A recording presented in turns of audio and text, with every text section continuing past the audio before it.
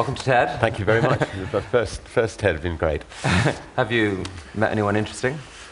Well, the nice thing about TED is everybody's interesting. I was very glad to see Goldie Hawn because I had an apology to make to her. I'd had dinner with her about 2 years ago, and she had this big wedding ring, and I put it on my finger, and I couldn't get it off. And I went home to my wife that night, and she wanted to know why I had another woman's massive big wedding ring on my finger.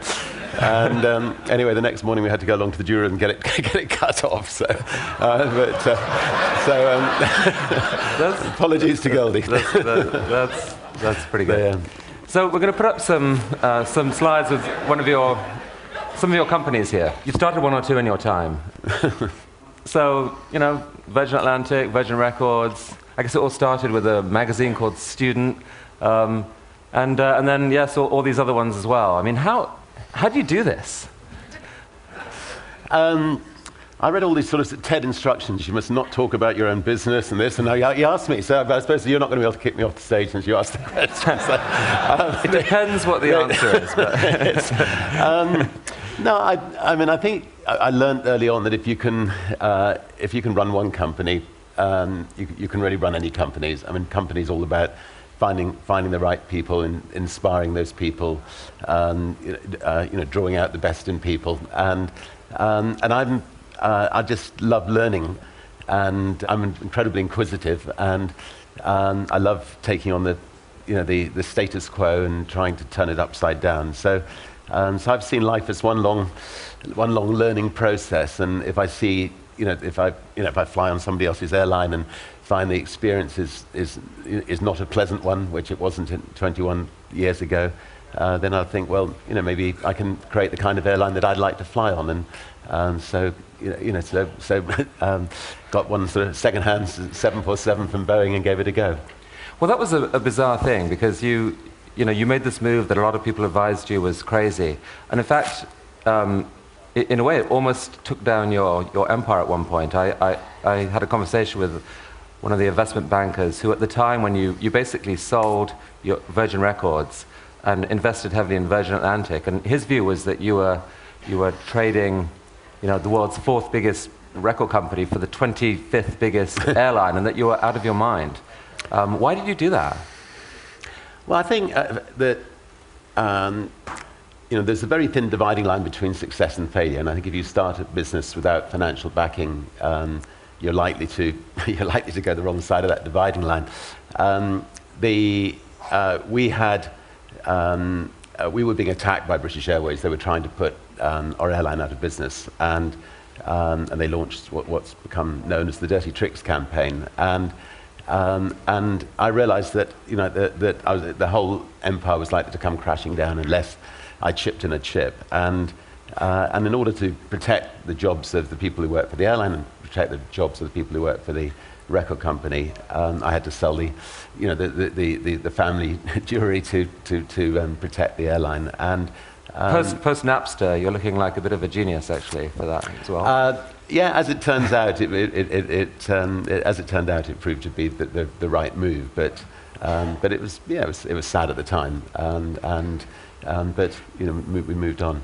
Now, I mean, you use the Virgin brand a lot, and it seems like you're getting synergy from one thing to the other. What does the brand stand for in your head? Well, I mean, I like to think it stands for quality. That if somebody comes across a Virgin company, that not quality, Richard. Come on now, everyone says quality. No, but I was going to move on. It's I mean, we have a lot of fun, and I think the people who work for it enjoy it.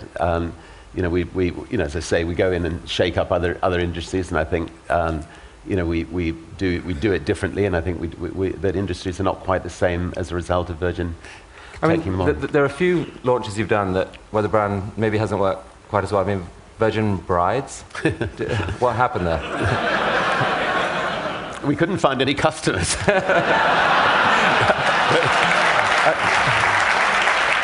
I was actually also curious why. I mean, I think you missed an opportunity with your condoms launch. You called it Mates. I mean, couldn't you have used the Virgin brand for that as well? Virgin no longer, or something. Again, we may have had problems finding customers. I mean, often when you launch a company and you get customer complaints, you can deal with them. But about 3 months after launching the condom company, I had a letter, a complaint, and I sat down and wrote a long letter back to this lady apologising profusely, but obviously there wasn't a lot I could do about it. And then 6 months later, or 9 months after the problem had taken, I got this delightful letter with a picture of the baby asking if I'd be godfather, which I became. So it all worked out well. Really? Again. Yes. You should have brought a picture. That's wonderful. So just help us with some of the numbers. I mean, what are the numbers on this? I mean, how big is the group overall? What's total revenue? It's about $25 billion now in total. And how many employees? About 55,000. So you've been photographed in various ways at various times, and never worrying about putting your dignity on the line or anything like that. What was that? Was that real? Yeah, it was launching a megastore in Los Angeles, I think. No, I mean, I think... Is that your hair? No. What was that one? Dropping in for tea. Okay. Running in. That was quite fun. That was a wonderful car boat launch. Oh, that car that we there was a Tedster invented that, I think. Could you still pause on that one actually for a minute? It's a tough job, isn't it? I mean, it is a tough job. When I first came to America, I used to try this with employees as well, and they have these different rules over here. It's very strange. The lawyers say you mustn't do things like that. But I mean, speaking of which, tell us about Pammy. We launched. Mistakenly thought we could take on Coca-Cola, and we launched a cola bottle called the Pammy, and it was shaped a bit like Pamela Anderson. But the trouble is, it kept on tipping over. But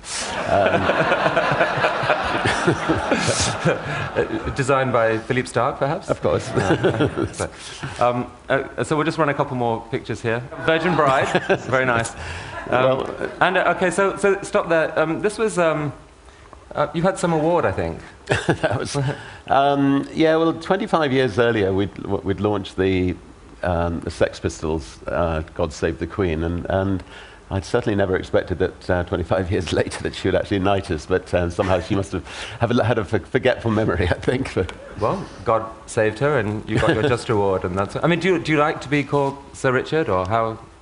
Nobody's ever called me Sir Richard. Occasionally in America, I hear people saying Sir Richard and think there's some Shakespearean play taking place, but nowhere else anyway.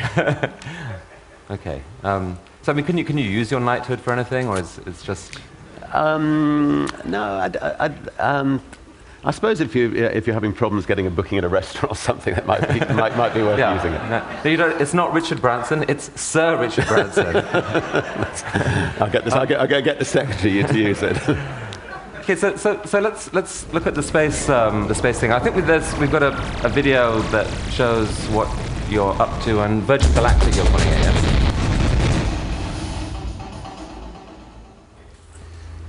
So that's the Burt Rutan designed spaceship. Yeah, it'll be ready ready in 12 months, and then do 12 months extensive testing, and then 24 months from now, people will be able to take a ride into space. Now, this interior is Philippe Starck designed. Philippe has done quite a bit of it, the logos, and he's building the space station in New Mexico, and basically he's just taken an eye, and the space station will be one giant eye. So when you're in space, you ought to be able to see this massive eye looking up at you, and when you land, you'll be able to go back into this giant eye. But he's an absolute genius when it comes to design. But you didn't have him design the engine. Philippe is quite erratic, so I think he wouldn't be the best person to design the engine. No. He gave a wonderful talk here. Yeah, 2 days ago. Well, some people found it wonderful. Some people found it completely bizarre. But I personally found it wonderful. He's a wonderful enthusiast, which is why I love him. But so, you've always had this exploration bug in you. Have you ever regretted that? Many times. I mean, I think with the sort of ballooning and boating expeditions we've done in the past, I got pulled out of the sea, I think 6 times by helicopters. So, and each time I didn't expect to come home to tell the tale. So, so in those moments, you certainly wonder what you're doing up there. Or what was the closest you got to? I mean, when did you think this is it? I might be on my way out. Well, I think the balloon adventures were each one was each one actually. I think we came close, and I mean, first of all, nobody had actually crossed the Atlantic in a hot air balloon before, so we had to build a hot air balloon that was capable of flying in the jet stream, and we weren't quite sure, when a balloon actually got into the jet stream, whether it would actually survive the 200, 220 miles an hour winds that you can find up there. And so just the initial lift off from Sugarloaf to cross the Atlantic, as we were pushing into the jet stream, this enormous balloon, the top of the balloon ended up going at a couple of 100 miles an hour. The capsule that we were in at the bottom was going at maybe 2 miles an hour, and it just took off, and it was like holding on to 1,000 horses, and we were just crossing every finger, praying that the balloon would hold together, which fortunately it did. But the ends of all those balloon trips were, something seemed to go wrong every time. And on that particular occasion, the more experienced balloonist who was with me jumped and left me holding on for dear life. But did he tell you to jump, or he just said, "I'm out of here"? And no, he told me to jump, but once his weight had gone, the balloon shot up to 12,000 feet, and I put on. And you inspired an Ian McEwan novel, I think. Wow. And I put on oxygen masks and stood on top of the balloon with my parachute, looking at the swirling clouds below, trying to pluck up my courage to jump into the North Sea, which. And it was a very, very, very lonely few moments. But anyway, we managed to survive. Did you jump, or did it came down in the end? Well, I knew I had about half an hour's fuel left, and I also knew that the chances were that if I jumped, I would only have a couple of minutes of life left. So I climbed back into the capsule and just desperately tried to make sure that I was making the right decision, and wrote some notes to my family, and then. Climbed back up again, looked down at those clouds again, climbed back into the capsule again, and then finally just thought, there's a better way. I've got this enormous balloon above me is the biggest parachute ever. Why not use it? And so I managed to fly the balloon down through the clouds, and about 50 feet before I hit the sea, threw myself over. And the balloon hit the sea and went shooting back up to 10,000 feet without me. But it was a wonderful feeling, being in that water. And what did you write to your family? Just what you would do in a situation like that. Just and I love you very much, and I'd already written them a letter before going on this trip, which just in case anything had happened. But fortunately they never had to use it. Your companies have had incredible, PR value out of these heroics for years, and until I stopped looking at the polls, you were sort of regarded as this great, hero in the UK and elsewhere. And I mean, cynics might say, this is just a smart business guy doing what it takes to, execute his particular style of marketing. How much was the sort of the PR value part of this? Well, of course, the PR experts said that as an airline owner, the last thing you should be doing is heading off in balloons and boats and crashing into the seas. And in fact, they had a point, Richard. In fact, I think our airline took a full-page ad at the Times saying, "Come on, Richard, there are better ways of crossing the Atlantic." So I mean, to do all this, you must have been a genius from the get-go, right? I mean, I won't contradict that, but especially. Okay, this isn't exactly hardball. Okay. They Weren't you just terrible at school? I was dyslexic. I had no understanding of schoolwork whatsoever. I certainly would have failed IQ tests.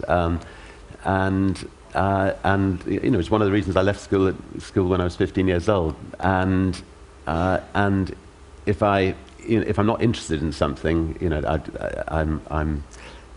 you know, I don't grasp it. As somebody who's dyslexic, you also have some quite bizarre situations. I mean, for instance, and I've had to, you know, I've been running the largest group of private companies in Europe, but haven't been able to know the difference between net and gross.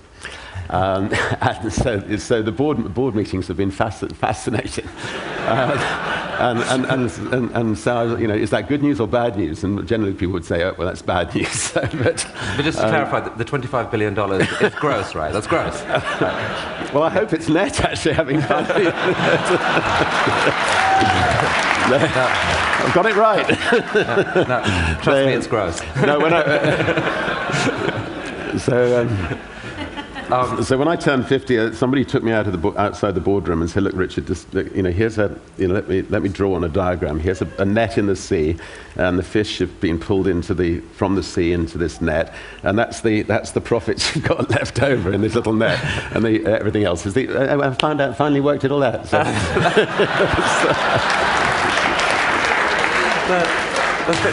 But I mean, at school, so as well as being, you know, doing pretty miserably academically, but you were also like the captain of the cricket and football team. So you were kind of you're a natural leader, and but just a bit of were you a rebel then, or how would you? Yeah, I think I was a bit of a maverick, but I was fortunately good at sport, and so that at least I had something to excel at school. And some bizarre things happened just earlier in your life. I mean, there's the story about your mother allegedly dumping you in a field and aged 4 and saying, "Okay, walk home." And what did this really happen? I mean, she was, you know, she felt that we needed to stand on our own 2 feet from an early age. So she did things to us which now she'd be arrested for. So, yeah, such as, you know, pushing us out of the car and telling us to find our own way to Granny's about 5 miles before we actually got there, and making us go on, you know, wonderful long bike rides, and we're never allowed to watch television. But is there a risk here? I mean, you know, there's a lot of people in the room who are wealthy, and you know, they've got kids, and we've got this dilemma about how you bring them up. I mean, do you look at the current generation of kids coming up and thinking they're too coddled, they don't know what they've got, we're going to raise a generation of privileged? No, I think if you're bringing up kids, you just want to smother them with love and praise and enthusiasm and. So I don't think you can mollycoddle your kids too much, really. You didn't turn out too bad, I have to say. Your headmaster said to you, I mean, he found you kind of an enigma at your school. He said, "You're either going to be a millionaire or go to prison, and I'm not sure which." Which of those happened first?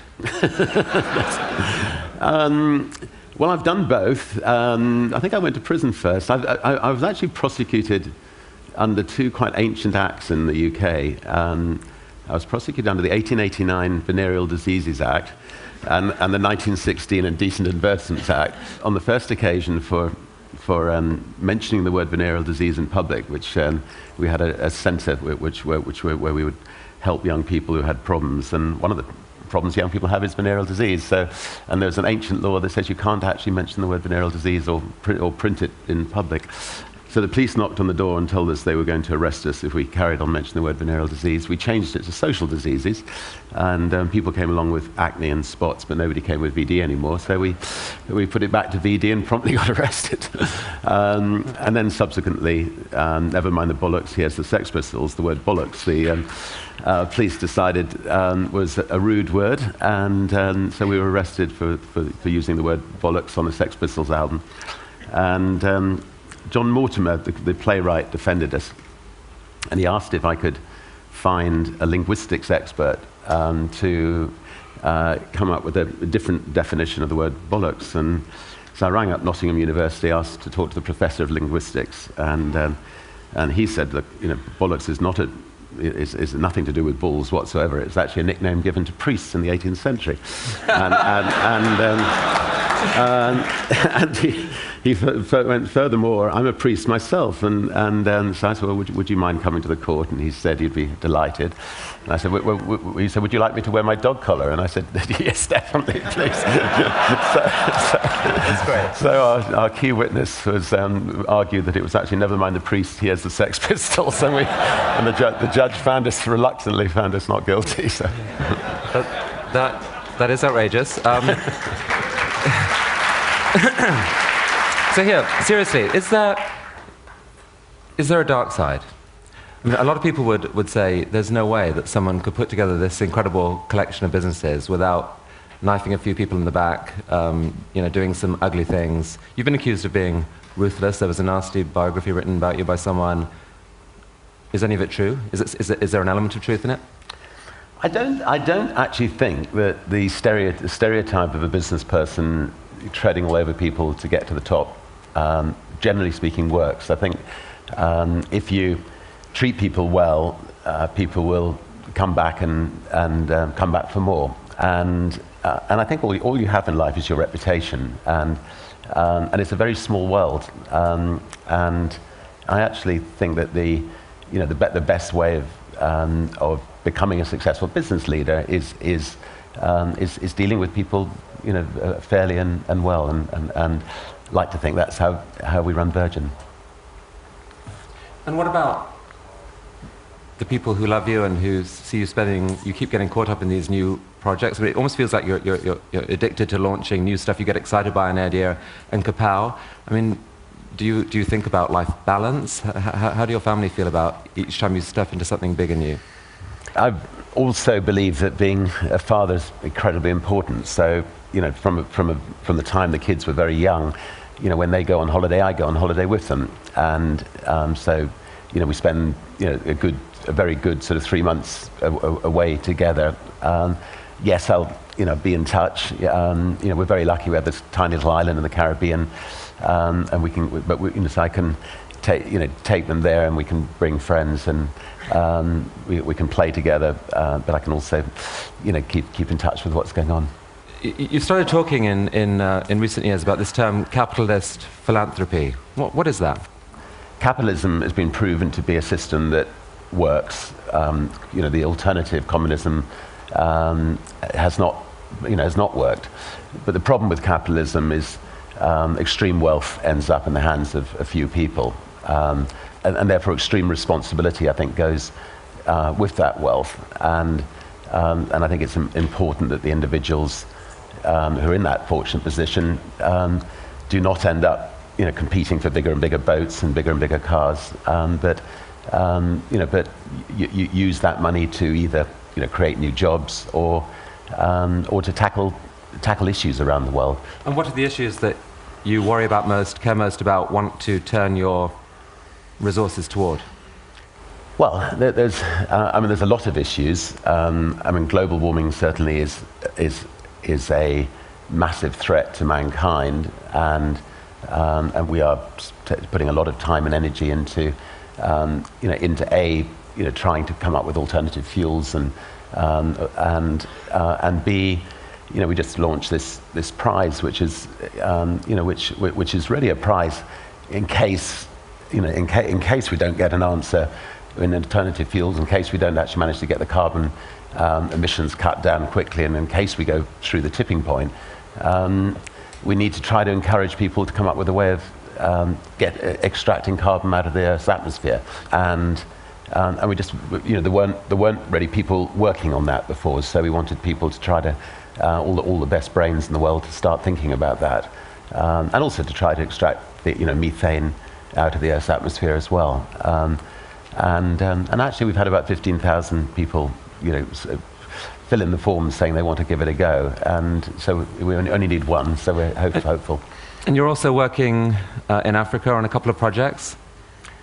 Yes, we've got, we're setting up something called the War Room, which is maybe the wrong word. We're trying to, maybe it would change it, but anyway, it's a war room to try to coordinate all the attack that's going on in Africa, all the different social problems in Africa, and try to look at look at best practices. So, for instance, there's a doctor in Africa that's found that if you give a mother antiretroviral drugs at 24 weeks when she's pregnant, that the baby will not have HIV when it's born, and so disseminating that information to around the rest of Africa is important. And the war room sounds powerful and dramatic. And is there a risk that the business heroes of the West get so excited about? I mean, they're used to having an idea, getting stuff done,